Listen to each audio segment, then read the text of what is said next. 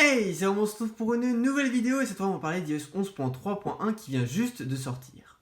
Alors il n'y a pas eu de bêta pour cette version d'iOS, vous pouvez aller la télécharger directement dans les réglages, dans Général, mise à jour logiciel et elle apparaîtra ici. Comme vous pouvez le voir, iOS 11.3.1 corrige un problème d'absence de réponse de la saisie tactile sur les écrans d'iPhone 8 et 8 Plus qui était réparé à l'aide d'écran de rechange qui n'était pas de chez Apple. C'était donc pas voulu par Apple et le bug est maintenant corrigé. Donc si vous avez été faire réparer votre iPhone 8 ou 8 Plus chez un réparateur qui n'a pas des pièces d'origine, vous pouviez avoir des problèmes et cette mise à jour les corrige. Si votre tactile ne répond pas du tout, vous avez juste à connecter votre iPhone à l'ordinateur et faire la mise à jour depuis iTunes. Je vous conseille de lire le petit aparté qui est ici en remarque, puisqu'effectivement, un écran qui ne vient pas de chez Apple pour avoir une moins bonne qualité visuelle, une moins bonne luminosité et fonctionner pas forcément correctement. Donc je vous conseille, même si c'est plus cher, d'aller chez Apple pour faire changer votre écran parce qu'au moins vous êtes sûr de la qualité du service. Donc si vous avez un iPhone 8 réparé, vous devez absolument mettre à jour, mais si jamais, est-ce qu'il faut mettre à jour ou non? Alors comme vous pouvez le voir en haut, je ne l'ai pas dit au début parce que c'est à ça qu'on va s'intéresser maintenant. iOS 11.3.1 améliore la sécurité de votre iPhone et de votre iPad.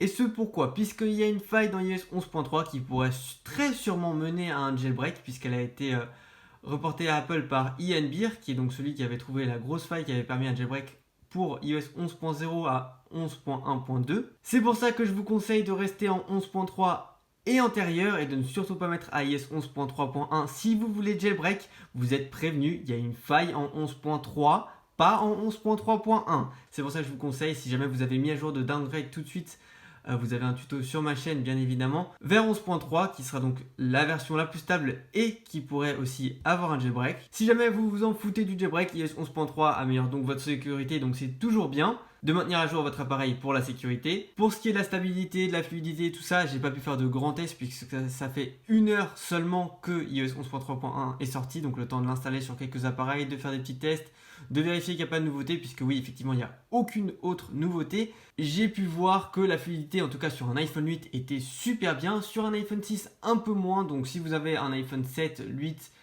ou 10, mettez à jour, il n'y a pas de problème. Si vous avez un iPhone 6S ou antérieur, c'est à vous de voir si vous voulez mettre à jour ou non, puisque sur cet iPhone 6, comme je vous l'ai dit, c'est bof bof. Et c'est pour ça que si vous avez un iPhone 6S ou antérieur, je vous conseille de peut-être rester en 11.3 si vous y êtes déjà. N'hésitez pas à dire dans les commentaires pour aider les gens si vous êtes avec n'importe quel iPhone, dire votre version et dire la stabilité de l'iOS pour que les gens, s'ils hésitent par exemple avec un iPhone 6 à mettre à jour, vu que vous l'aurez en téléphone personnel, vous l'aurez utilisé plusieurs heures depuis la sortie d'iOS, les gens qui iront dans les commentaires pourront être mieux aidés que là par moi. D'habitude j'ai eu le temps de faire des tests et tout, mais là j'ai vraiment pas eu le temps.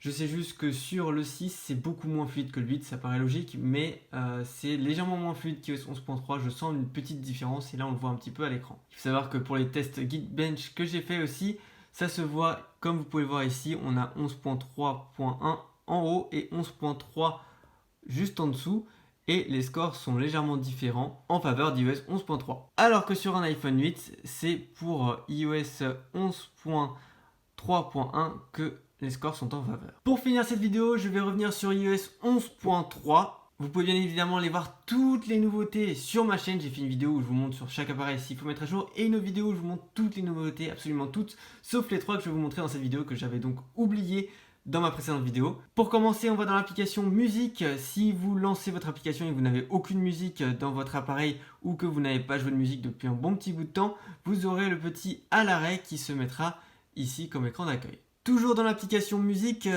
dans Apple Music maintenant vous aurez le support des vidéos. Effectivement, vous pouvez avoir des clips vidéo dans Apple Music et ils sont compatibles avec l'application alors qu'avant ils ne l'étaient pas. Et la dernière petite nouveauté que j'avais oubliée, c'est tout simplement dans l'App Store, vous allez dans mise à jour et vous allez pouvoir voir en appuyant sur suite la version que vous allez installer, mais surtout les MO que ça va vous prendre à télécharger. Je rappelle que ceci n'était pas disponible depuis le début d'iOS 11. Donc voilà, c'est tout pour cette vidéo sur iOS 11.3.1. J'espère que ça vous aura plu. Si c'est le cas, n'hésitez pas à liker la vidéo, à partager autour de vous pour que les gens sachent s'il faut mettre à jour ou non leur version d'iOS à chaque fois, puisque je fais toujours une vidéo le plus rapidement possible. Et moi, je vous dis à la prochaine. Ciao!